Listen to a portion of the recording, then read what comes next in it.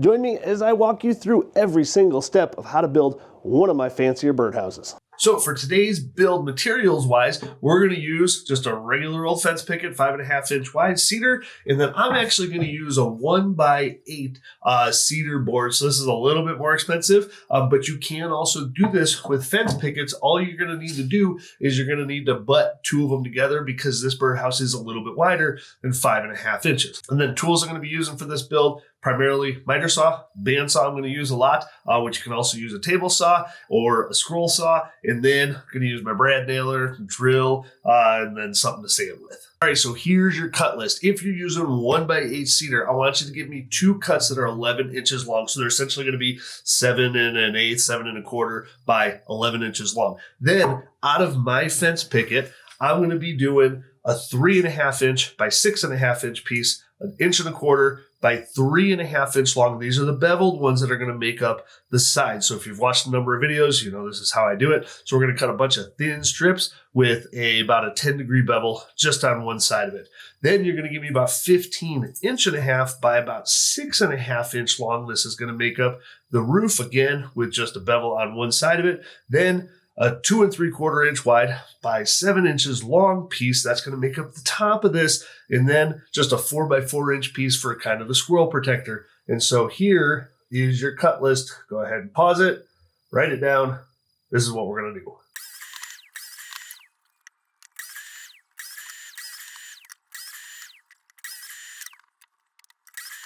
All right, so to get these 1.25 inch long strips, I like to use my bandsaw. It's a friendly saw to use. I like it more than my table saw because those things scare the crap out of me. But what I do is I set the bottom plate here to 10 degrees, roughly. This does not have to be exact. Everybody's birdhouse that you're going to make is going to be different. So set it to 7, 8, 9, 10 degrees. 10 degrees I found works pretty darn well. And then I'm going to take my fence picket and I'm going to go down one side of it, right? Then I'm going to go down the other side. Then we're going to be left with this funky kind of width piece in the middle. And I like to leave that as it is because we use that as kind of the bottom of the roof because we need a little bit of a wider swoosh out to kind of give you a little hangover.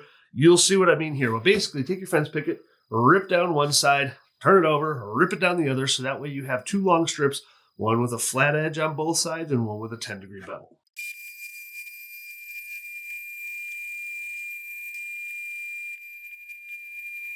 And then I head over to my miter saw. I set a stop for 3.5 inches. So that way we can make the sidewalls and make a bunch of those, 15 of them or so. And then I set another stop for 6.5 inches. And again, I cut a bunch of those and that's going to make up the roof.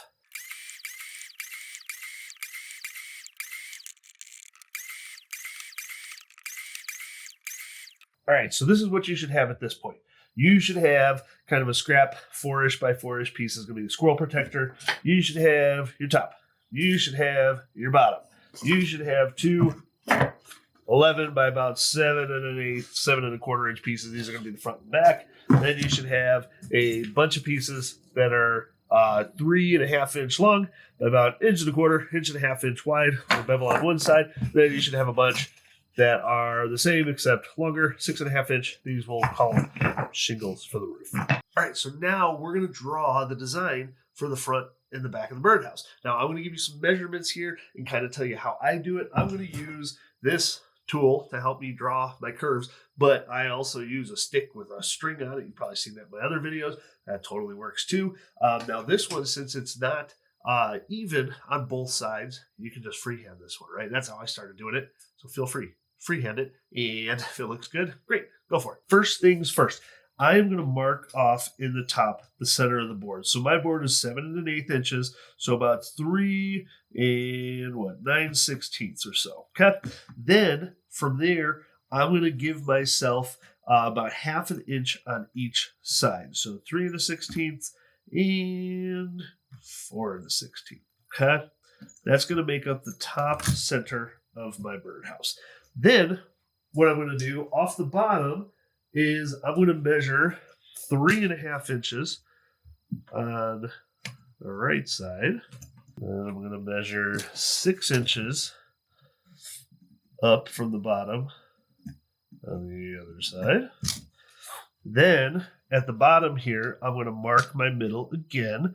So 3 9/16. And then I'm going to give myself an inch on this side, so left side, and then 1.5 inches on the other side. So this is going to be a little off center. And this is just how I do it. I think it looks right because the hole in the birdhouse is going to be off center as well. Again, this is how I do it. Feel free to do it how you want. And then what we're going to do is we're going to draw curves, right? From there to there, from there to there, from there to there. And again, if you have something that helps you draw the curves, great. If not, just freehand it. It'll probably look better. Now, when I do these, after doing lots of these, I've realized that making the tops more vertical is a better look in my opinion. So as I'm lining this up, making more of a curve swoosh at the bottom.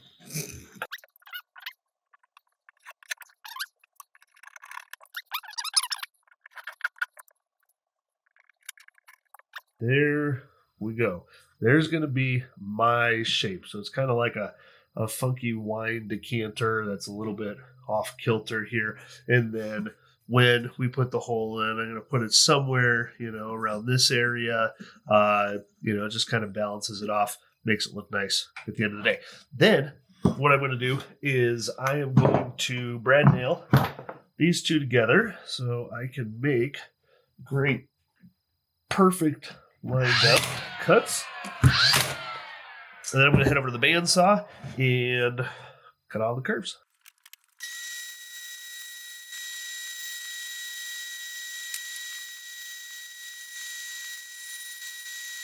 Now, those curved cutoffs off the top, make sure you keep them around because these are going to come in handy later. So now, before we start getting to the assembly, I'm actually going to make a door out of this one on the back side, and it's way easier to do when it's not assembled yet. So all I'm going to do here is I'm going to give myself a straight line up about 3 inches on both sides here. Exact 3 inches. No hack jobs here. And again, folks, all the stuff that I use, I have links in the description below. Most of these things are really, really cheap. A few bucks here, a few bucks there, and they just make my life a whole lot easier. So I'm going to go back to the bandsaw and cut up my door. Now, depending on what thickness of board you have, the problem you have with these doors is that they don't open, right? There's too much material in the way. So again, I'm going to set the base of my bandsaw here to about, 10 degrees or so. And I'm going to bevel one of the sides and about half of the top of the arch here. And that'll allow this to swing open and closed freely.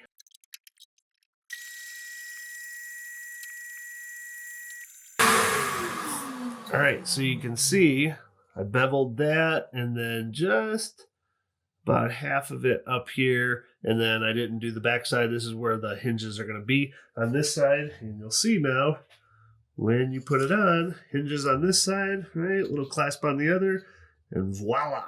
It opens and closes, and you don't have to have this big old honking like 1/4 inch, 1/2 inch of a gap there. All right, so now I'm going to go ahead and punch a hole in the front here. Now, most birds, depending on what you're wanting to build this for, check in the link in the description. I've got a chart on different hole sizes for different birds. For this one, it's going to be kind of wrens and chickadees. So they like it to be about 4 1/4, 4 to 4.5 off the base of the birdhouse. So for mine, I'm going to go about 4 1/4. Seems to look about right.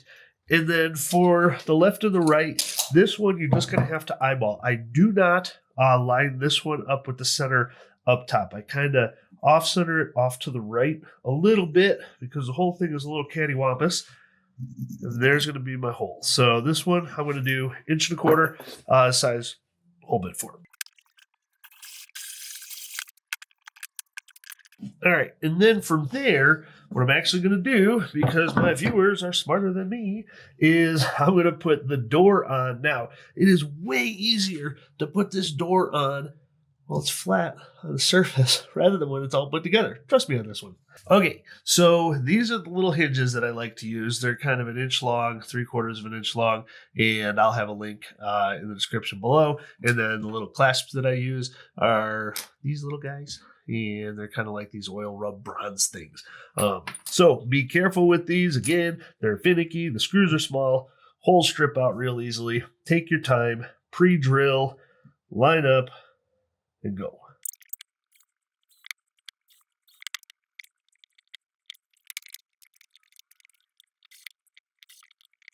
All right, so I got a question for all those of you that are currently watching, right? I figure if you've watched this much of the video, you're going to watch the whole thing. You probably watch me a whole bunch. And I get asked a lot for plans and designs and things like that. Now, I don't want to be one of those YouTubers who is just selling everything, right? This is a hobby for me. I ain't going to turn this into a full-time job anytime soon. But I'm wondering, like, if I were to create plans for these birdhouses, exact cut lists, right? Simple designs, nothing too crazy. It would take me quite a few hours to make, and I'd have to sell them for a couple of bucks. We're talking $2 or $3. Would you guys want that, right? Would you see it valuable, or are these tutorial videos enough for you guys and you guys can actually build these properly, without needing to spend even a few dollars? So let me know, man. Drop a comment below. I'd love to hear from you guys.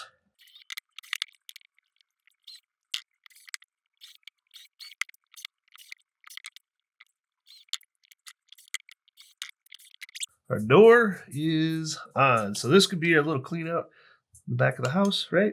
Just make sure when you go to assemble this at the bottom here, make sure you don't glue and screw into the door. But that's how I like to make my doors. All right, so now at this point, I want to take the front of the birdhouse, right? Make sure you've got lined up which one is the front and go on the back of it. And what I want you to do is I want you to make a bunch of deep grooves, right? Maybe with just a screwdriver, make a bunch of them because baby birdies can't climb straight solid walls. So make a little ladder for them. So now it's time to put together the jigsaw. So I have the front of my birdhouse here. Here's all the scrapes there for the ladder so the little birdies can get out. I'm placing it down, and I'm going to start with this far side wall. So I'm going to take my 3.5 inch, 1.25 inch, 1.5 inch pieces. And this is where everybody's is going to be a little bit different, okay?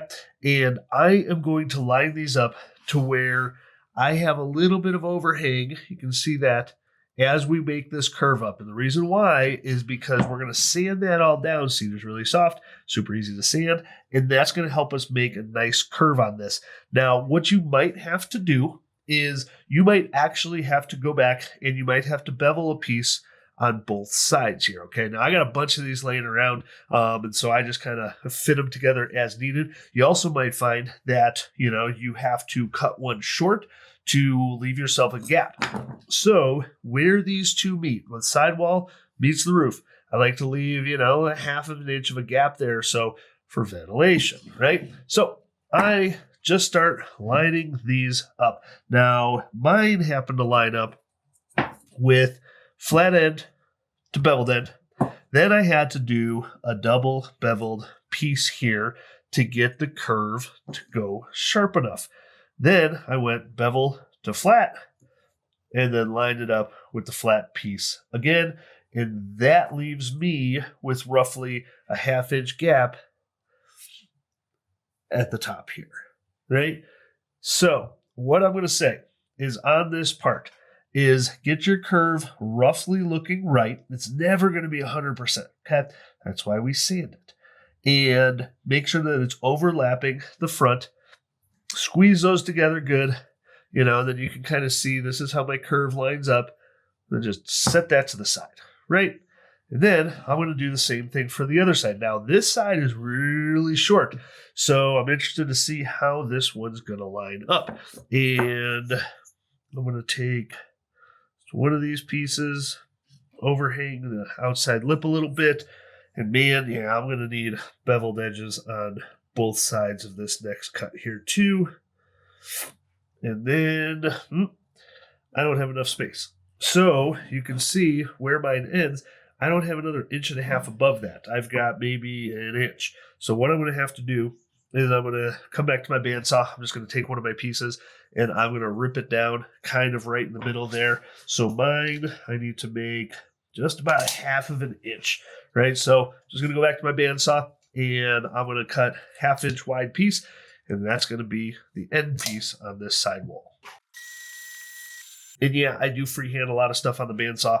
And so what I'm actually going to do, because now I've got a dual beveled piece. I actually beveled down a short piece. These are some sharp curves, right? So this is where, I wish in the beginning I could tell you 100% exactly how it's going to go. But that's why I'm asking you about, if I were to do plans on this stuff and really take the time, is that of benefit for you guys? So let me know in the comments below. So on this wall, what I actually did is I took that short piece and I put it in the middle because I like the way that it looks. And so when I squeeze those together, that's what this curve ends up being like. And oh gosh, just try to line them up and then keep them in the same configuration, because you'll never line it up the same way twice. And then I just set that whole grouping to the side. I'll back to the first side, start gluing it. I do use Titebond 3. It is the weatherproof, waterproof glue. And I start gluing the heck out of it, brad nailing it all together, and start to get the sidewalls.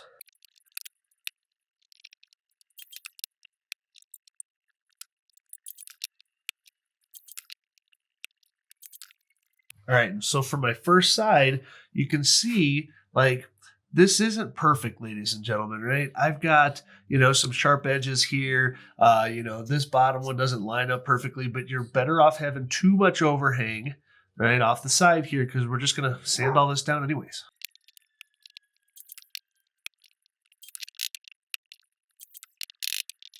There we go.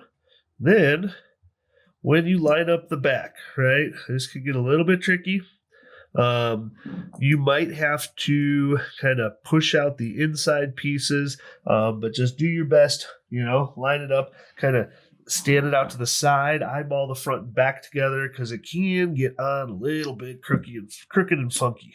So now at this point, we've got our sidewalls on, we have our back door. I actually like to go through and give this a good sanding on the sides especially, and on the front and back just a little bit, just to kind of smooth everything out, because once the roof goes on, these corners get really hard to kind of get into with the sander.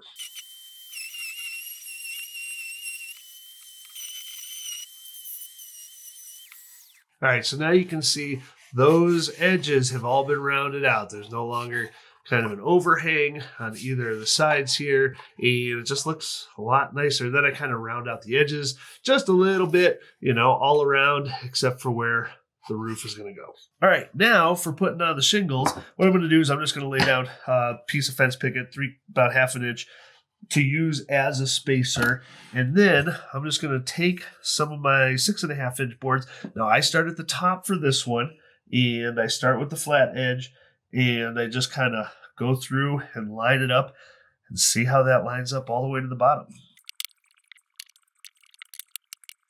All right, so the way that mine is lining up, I'm going to have to make an adjustment here, right? So at the top, I've got flat to bevel. Then I went bevel to flat, so that way it just actually makes a flat piece. So I'm opposing the bevels here because the top of this is not very curved.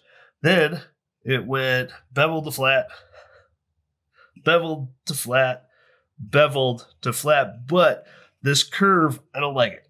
I don't like how in this section there's too much of a gap here. And at the bottom, I don't like how I don't have much of a lip here, because I actually want a pretty decent overhang. So here's what I'm going to do. I am going to take one of these pieces and I'm going to put an additional bevel onto this one, okay? And I'm going to make it so that way they're beveled opposite of each other, okay? And I'm going to make this a small, kind of a 3/4 inch wide piece, because then at the bottom, what I'm going to do is I'm going to take our thicker piece from way earlier in this video, and I'm going to put that at the bottom so I have a good 1+ inch overhang, okay?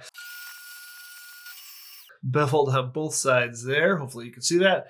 And then what I'm going to do is I'm going to take that other board that was in the middle, kind of that funky piece that's about 2 inches wide, and I'm going to make 2 cuts on this that are 6.5 inches long. And these are going to be the bottom of the roof to kind of give us a nicer overhang than just the smaller 1.25 inch ones. And that's going to sit and end up just like this on this side. Let's see if I can hold this up properly. There we go. So that's how this side is going to look for me. Go ahead and get that set into place here.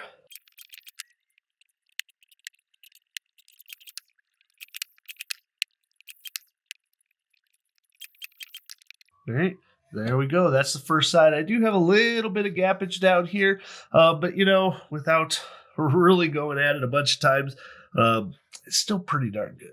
All right, so on this side, I'm close, but I don't have enough beveled cuts to make that bottom curve properly. So actually what I'm going to do is I'm going to take my third piece here and I'm going to bevel this side here, right? So that I can make a sharper curve. And then I'm actually going to bevel my 2-inch piece a little bit more because I just need a much sharper curve on this. So back to my bandsaw. So this is what works for me. Again, what's going to work for you might be a bit different. And then, you're never going to avoid those little gaps in there that you see 100% because we're taking flat pieces of wood and we're working them with a curve. But I'm going to show you a fun way to tighten this thing up and trim it out to get rid of all that.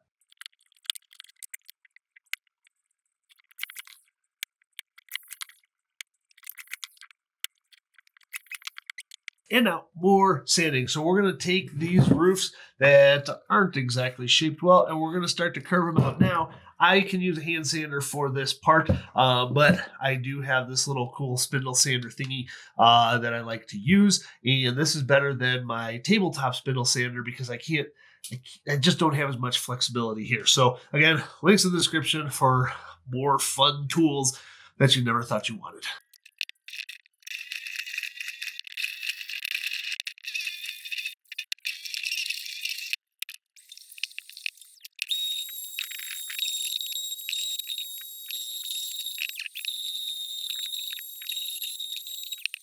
All right, there you go. Now everything's rounded out as nice as you can. Still a couple little, gaps there, and you can do wood filler later if you want to, or you can just leave them. Now I've got the top and bottom pieces here. I'm going to give these guys a quick sanding because getting in all the little nooks just makes it easier right now before we go ahead and pop them on.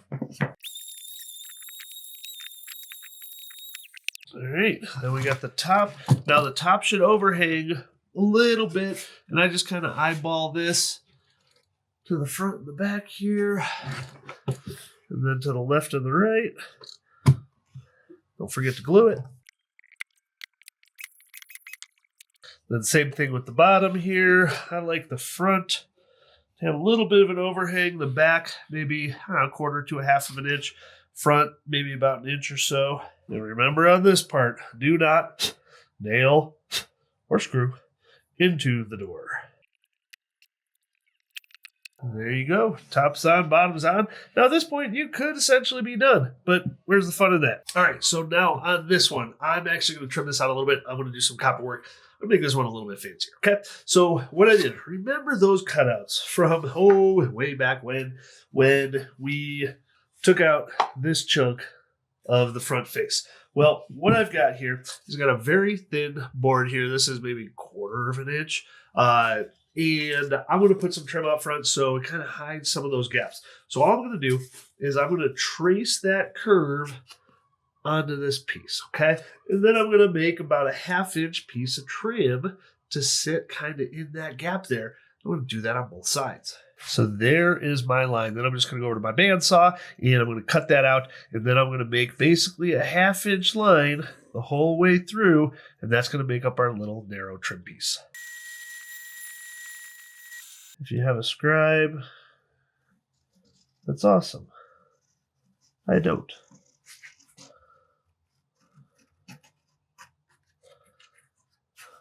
Okay.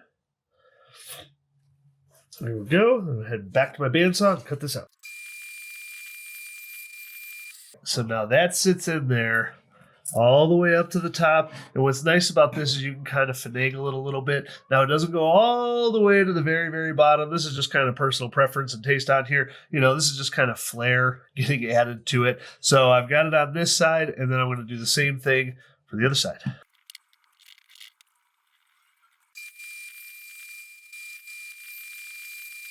And here's my second piece, and I've got that lined up in there now. Now, again, this doesn't fit in here perfect, but what's so nice is that it's pretty moldable, right? So you can kind of push this into place, and it just kind of adds another layer, and it just gets rid of where your eyes would normally go for some of those gaps. Now I'm going to give these a quick sanding, and then I'm going to glue these into place.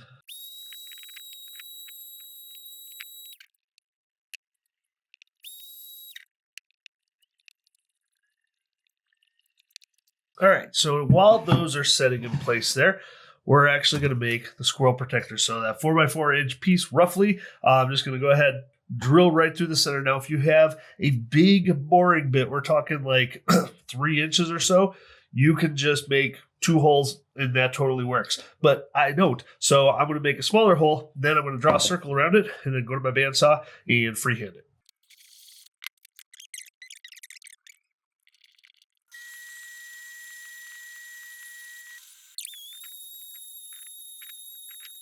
There's our squirrel protector donut. And now we're going to put a chimney on this birdhouse. Now, remember that cutout from the front? What makes this super awesome is that all you have to do is make a cut to wherever and however long you want your chimney, and then you can kind of place it there. So I'm going to cut from this side. I'm going to make this about an inch and a quarter or so, and then it should line up pretty darn well onto the roof shingles. So now that we got the chimney and it sits kind of on this curve here, and I'll attach that shortly, but we need a little top for it. So I just took that same narrow piece of board, and I'm going to kind of trace a little pattern that's a little bit larger than the top of the chimney, so we kind of have a chimney cap. And now I'm just going to glue on the bottom of the chimney, nail that in. All right, now I'm just going to glue on the bottom of the chimney, nail this in a couple places.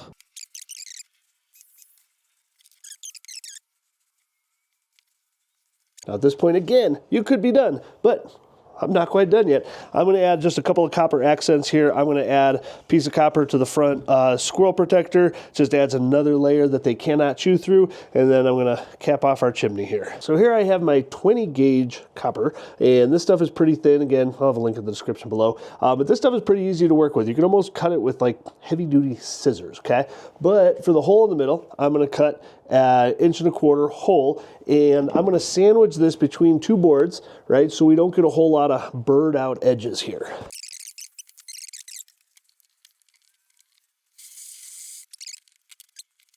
All right, and then all I'm going to do is make sure that I've got the size right. Nope, I almost messed it up. This hole will line up with my outer line, but just make sure when you go ahead and attach it down to your board that the nail holes are far enough out of where you're not going to need to, cut the rest of it. So, okay, and now for this, you can see that secondary circle that I drew. I'm actually just using a pair of heavy-duty scissors just to cut a nice clean cut around this. I can hear my wife's sewing scissors from inside the house screaming at the horrors of what I'm doing to these scissors. And then I'm just going to take my spindle sander to this real quick, just kind of smooth off the edges. And then to put that copper circle on, what I like to use is these little brass nails. They're 3/4 of an inch long, and they just work out really, really well. And they look really, really nice, and they kind of complement the copper quite a bit. And these things are super easy to nail right through that thin 20 gauge copper. There we have the copper ring, and then just for this top chimney part, I have another piece of copper here, and all I'm going to do here is make this a bit bigger, again, about 1/4 of an inch on each side. Then we're going to cut the corners here, and we're just going to kind of fold it over. You'll see here. And all I'm doing is I'm cutting right where it lines up with the chimney cap, and then we're just going to do that on all four sides. Just kind of fold it over.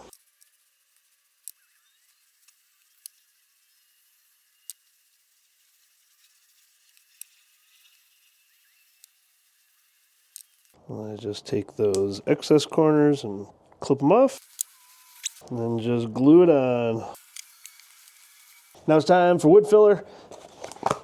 We'll go around, fill in all these holes, give it another quick sanding, and then the best part.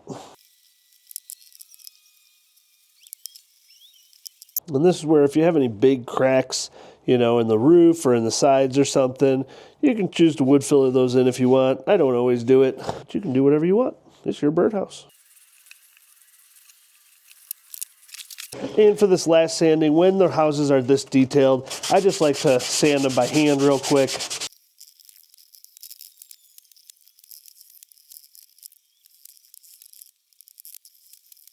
And it's my favorite part. It's time to tongue oil it.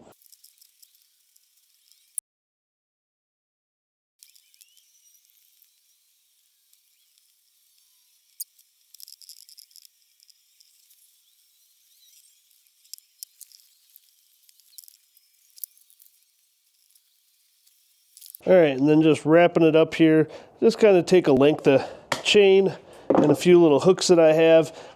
Again, links in the description for all this stuff. Ladies and gentlemen, this stuff works well for me. I hope it works well for you too.